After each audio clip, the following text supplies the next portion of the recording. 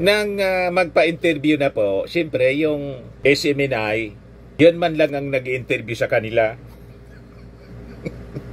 Yun man lang po ang pumapatol sa kanila. Hindi man sila pinapatulan ng malalaking TV network. Pating mga newspapers po. Hindi man sila pinapatulan. Kumbaga, may balita man tungkol sa kanilang pag-file, maliit lang po na artikulo. Ito naman po yung bago naming product na binibenta online. iGlow Serum, whitening po siya. Tingnan ninyo yung epekto sa aking anak na architect before and now. Yung mga inquiries po ninyo, dumiretso na lang kayo sa kanyang Facebook account, Riz Maravillas. Joke time muna tayo po, mga kababayan, para bawas stress. Padala po ni Marie Limon. Taga Makati yata ito, si Marie Limon. Pero OFW din siguro ito sa Hong Kong. Kumusta kayo dyan po? Ito, kwentong tinik mga kababayan. Sabi ng bunso doon sa nanay, "Nanay, natinik po niya ako." Yung nanay, nagluluto pa naman. Taranta, sabay kuha po sa saging. "O ito anak, kainin mo." Yun kasi yung mga paniwala mga kababayan ng mga matatanda. Pag natinik daw, kumain ng saging, ayos na. Di yung bunso, binigyan ng saging. Kinain din po yung saging. After na maubos mga kababayan yung isang saging, sabi ng bunso, "Nanay, ayaw po matanggal yung saging." O ayaw matanggal ng saging. Ayaw matanggal ng tinik. Mali. Ayaw po niya nanay matanggal yung tinik. Sabi ng nanay, "Ito, isa pa, kainin mo." After na maubos yung pangalawang saging, ayaw talaga niya nanay matanggal. Sabi ng nanay, tataka siya, bakit hindi pa matanggal? Dalawang saging na yung naubos. Sabi ng nanay, "Halika nga, ngumanga ka, tingnan ko nga, para makita ko niya kung saan ba yung tinik." Sabi ng bunso, "Nay, dito po ako sa paa na tinik." Kaya naman pala hindi matanggal po. Akala yung tinik po sa lalamunan, sa paa pala yung tinik. Hindi man kasi ni bunso nililinaw kung saan siya natinik. Nagluluto pa naman yung nanay. Ang akala po, natinik ng isda sa lalamunan. Sabay ang balo sa bata. Litsika niya. Hindi mo nililinaw. Nakaubos ng dalawa. Nakaubos ng dalawang saging. Hindi man po natatanggal yung tinik sa paa pala. Matik na po, Madam Marie Limon, 200 agad sa GCash. Padala po ninyo yung GCash ninyo. May chance ka pa rin manalo, 5,000 pesos sa Grand Draw. Grand Draw, monthly draw pala. Grand Draw, 10,000. Medyo marami-rami na rin, Yung mga entries, mga kababayan na nabasa natin, tinitingnan ko, ang dami ng mga entries nagpapadala sa Facebook accounts ko, sa blog, sa Dante Maravillas 1-2. Pag hindi ko pa po nabubuksan, hindi ibig sabihin po na wala na kayong pag-asang mabasa ko yung mga padala ninyo. Hindi ko lang po binubuksan para hindi ko makaligtaan. Kasi pag hindi pa binubuksan yung mga messages ninyo, naka-highlight pa siya. 100 messages. Pag binuksan ko na, wala na. Baka makalimutan ko. Kaya huwag kayong mag-alala. Nakikita ko po yung mga entries ninyo. Pero siyempre, pipili tayo ng maganda. Yung katawa-tawa talaga. Kasi pag hindi man katawa-tawa, saka yung iba, censored, hindi natin babasahin po rito. Ayos po mga kababayan. Like and share na rin po ninyo ng ating video. Click subscribe po para umabot tayo ng 1,000. 1,121,000 na nga pala yung subscribers natin 1 million man lang po, paabutin ninyo ako. Ayos pa mga kababayan. Dito na tayo sa seryosong mga topics natin. Si Congressman Ace Barbers mga kababayan, finailan po ng kaso. Bumuelta yung mga DDS vloggers po. Nag-file ng kasong libel. Ayan, nakatawa pa sila. Pagkatapos, after na mag-file po, dito nagpa-picture nakatawa. Nang magpa-interview na po, siyempre yung SMNI, Yan man lang ang nag-interview sa kanila. Yan man lang po ang pumapatol sa kanila. Hindi man sila pinapatulan ng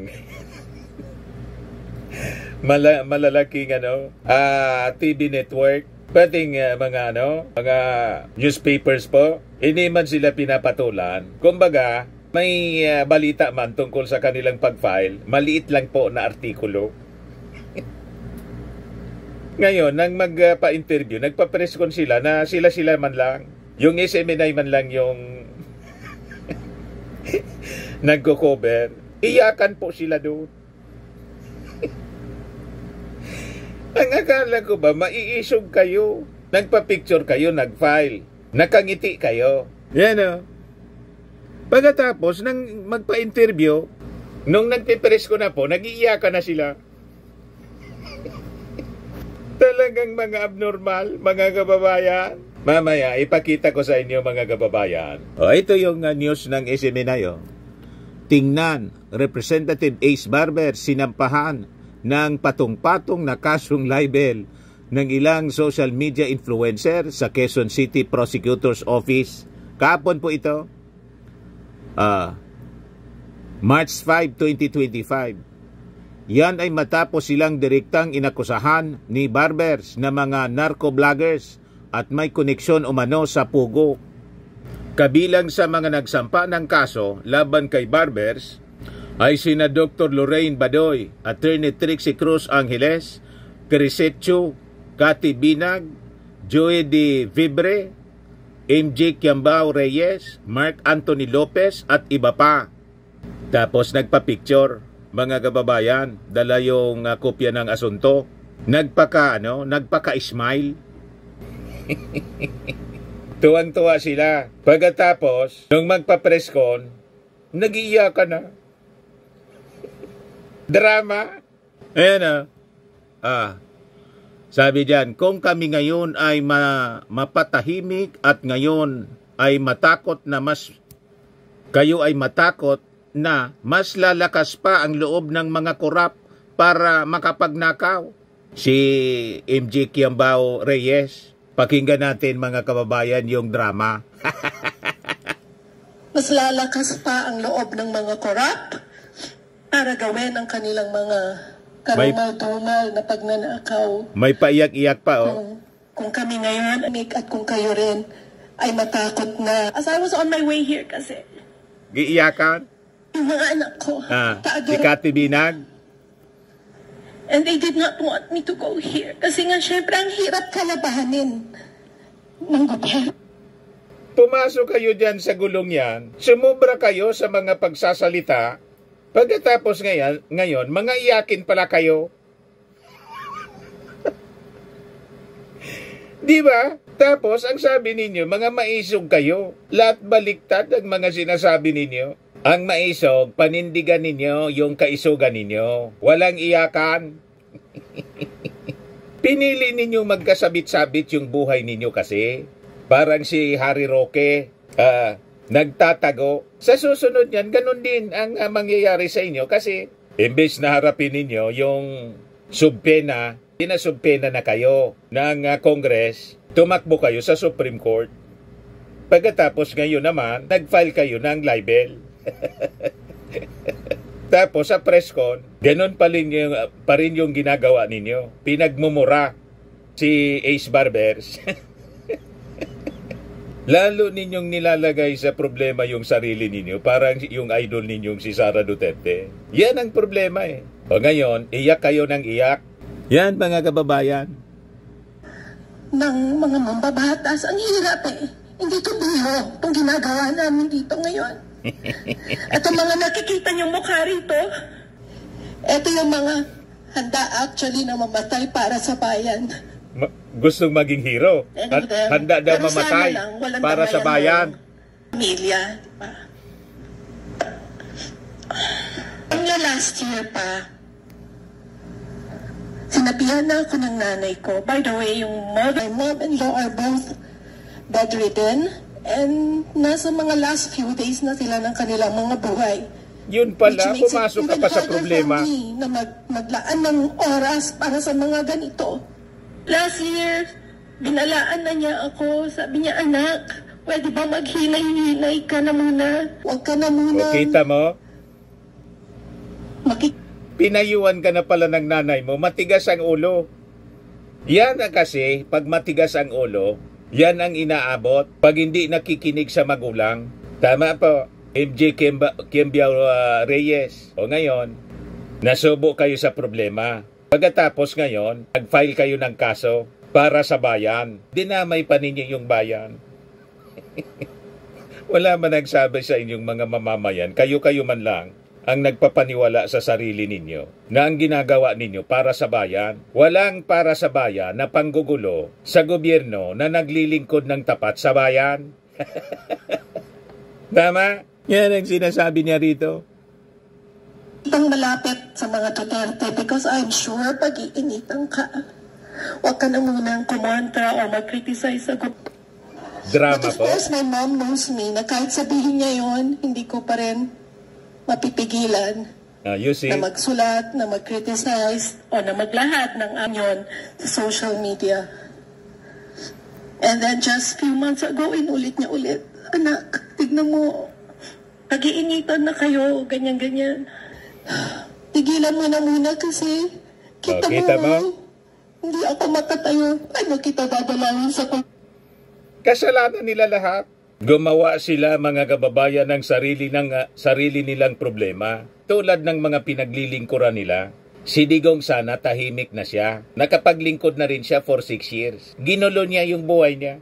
Si Sara Duterte, kayo ni Tim, ganon din ang ginawa. Ano ang dahilan? Ambisyon. Dinesignate na yung sarili niya. Inappoint niya as designated survivor. Hindi pa nga nakakatapos yung ating Pangulo. Magto 2 years pa lang noon. Ngayon 3 years. Ayaw nilang tantanan, pinagbantaan pa. Tapos sila na mga supporters, imbes na advisean si Sara Duterte, ginatungan pa. O ngayon, ayaw nilang tumigil, sumobra, pinatawag mga kababayan ng Congress. O ito ngayon, hinahabol sila, bumuelta sila ngayon, pero hindi pa rin magbago sa kanilang mga ginagawa. Talagang magkakaproblema kayo niyan. Inadvisean ka na pala ng nanay mo, ayaw mong makinig. Dumikit ka pa ng dumikit. Inadvisean ka pala na dumistansya. Ayan ang makuha sa matigas ang ulo. Tama? Pagkatapos ngayon, magdadrama kayo. Yan o. Oh. Diba? I mean, nagagawa pa niyang biruin Umiiyak, ako. tumatawa. Sa nanay ko. And sa akin din because masama rin akong anak. At kung kailan ako tsaka ako naging pasaway. Oh, kita mo na? Admitido po. At kaya ako sumusuway sa magulang ko. Magulang na rin ako eh. I'm a mother of 2. And ginagawa ko to para sa mga anak ko. At para rin sa mga anak niyo. Drama? Dahil kung lahat tayo tatahimik, pag ang kalayaan at karapatan nating magsalita ay tuluyan ng masikil, all our freedoms will erode.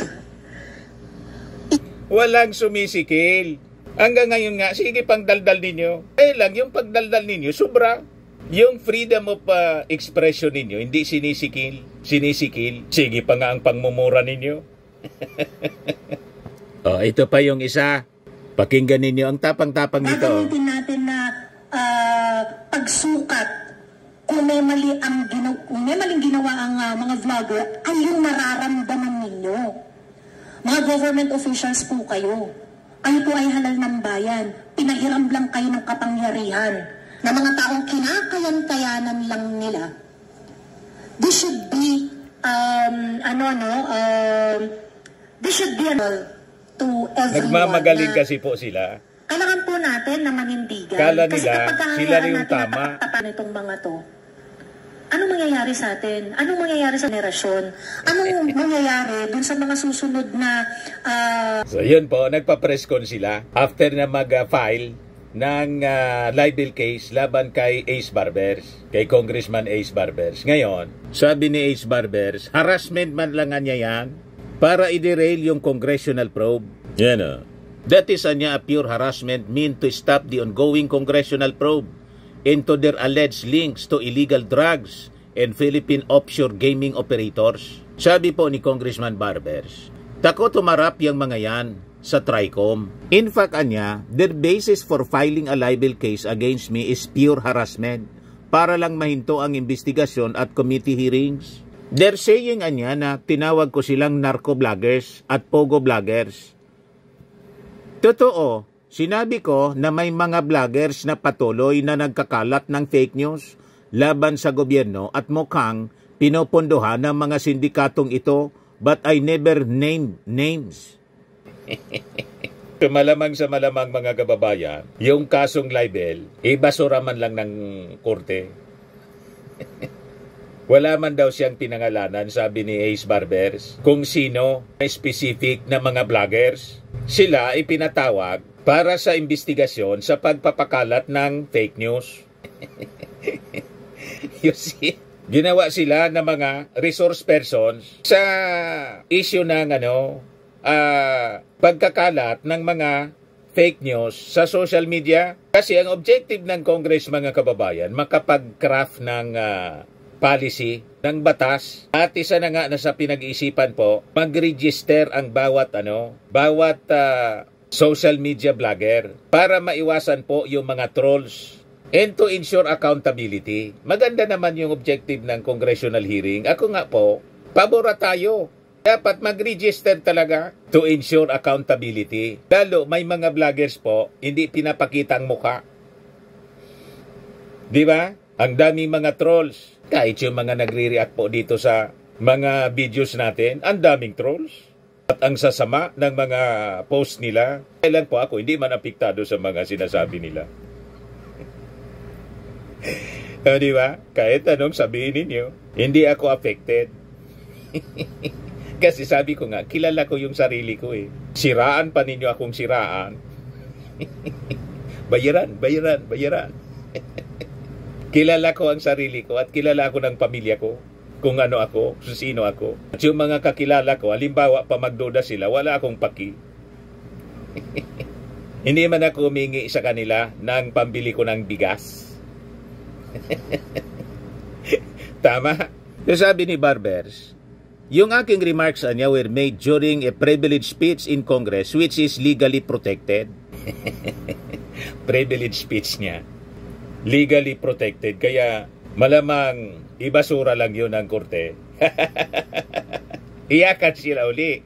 So paliwanag ni Barbers na yung speech ko niya was focused on certain bloggers who echo Chinese narratives on the West Philippine Sea issue and attack the administration's anti-pogo in anti-drug campaign. Sino ba ang posibleng nagpupondo sa kanila? Siyempre, itong mga narco syndicates at pogo syndicates. Kaya dapat na imbestigahan, sabi ni Barbers.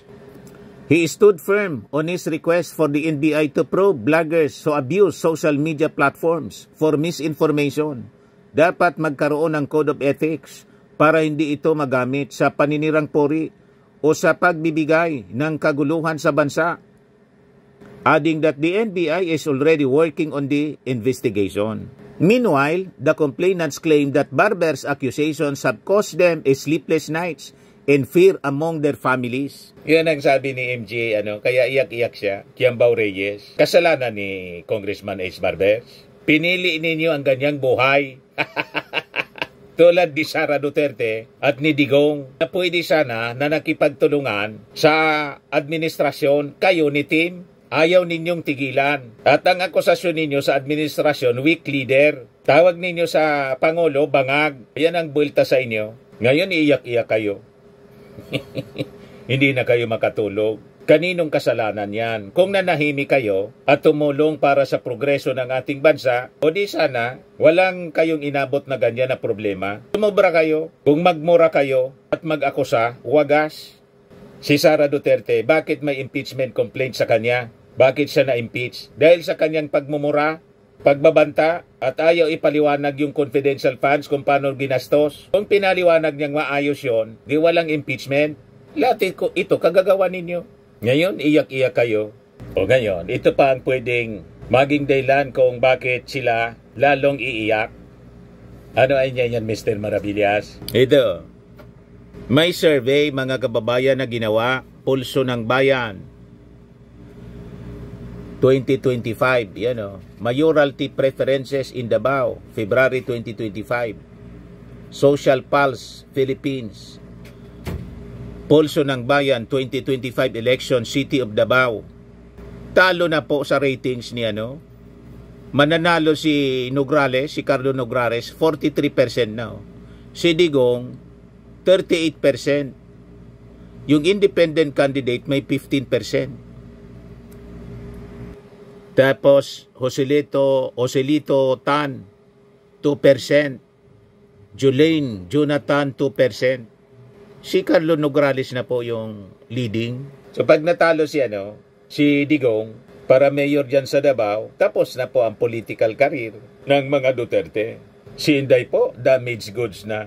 Wala nang pag-asa si Inday, mga kababayan. Malamang sa malamang, conviction, mga kababayan, ang abutin sa Senate trial. Pag conviction, disqualified na siya. Hindi na siya pwedeng tumakbo kahit na punong barangay, kagawad sa barangay. So grabing iyakan yan sa mga supporters ni Sara. Itong mga vloggers na to, wala na. Tapos na. Biyernes Santo ang magiging pakiramdam nila. Araw-araw Biyernes Santo. Kawan niya talaga. Kasi po, ito ay dulot ng consequences ng kanilang mga aksyon man lang. Sila yung may gawa nitong mga problemang kanilang kinakaharap. Self-destruction ang kanilang ginawa. Walang ibang sisisihin kundi sarili nila. Pati ito mga vloggers na to, wala mang ibang dapat sisihin kundi sarili nila. Kaya sila nasadlak sa ganyang kalagayan. Tama pa? Araw-araw, panggugulo ang ginagawa nila sa ating administrasyon, sa ating gobyerno. At itong ating programa, mga kababayan, atin sa inyo nitong ating mga sponsors. Firmax Firming and Lifting Cream. Pinapay po sa mga pulses in affected area. Mainam po ito sa mga pains at paninigas ng mga kaso-kasuan. Ito sa mukha naman yung application, anti-aging, Automax po siya. Ito ay Glow 60, mga kababayan. Whitening po siya. Made in South Korea. Ito naman po, Ningxia Red Mix Fruit Drink. Gawa po siya sa goji berry. May anti-cancer properties po siya. At sa mga nagana po ng malinis and spacious fitness gym, pumunta lang po kayo sa aming Colossal Fitness Gym. May Grab car rental din po kami. At bills payment po sa aming office. At saka sa mga mahilig po sa mga imported bags, manood po kayo sa live selling ni Madam Aileen Rosales sa kanyang Aileen Closet po. Pati mga shoes, ito yung kanya po. Ito yung kanyang page.